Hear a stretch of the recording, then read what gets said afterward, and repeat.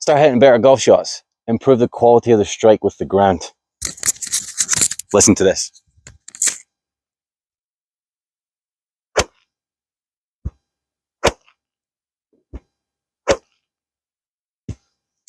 When you're able to start brushing the turf as opposed to digging down into it, you'll start to see that the quality of the golf ball strikes should improve pretty drastically without changing anything else in your swing.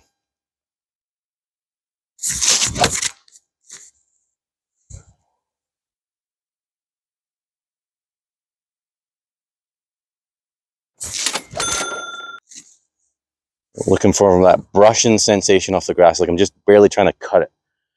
So if you need any more tips and tricks like this, feel free to give us a shout at the Turner Valley Golf Club. I'm CPGA professional Martin Boland, and thanks again for tuning in to Tee Box Tuesday.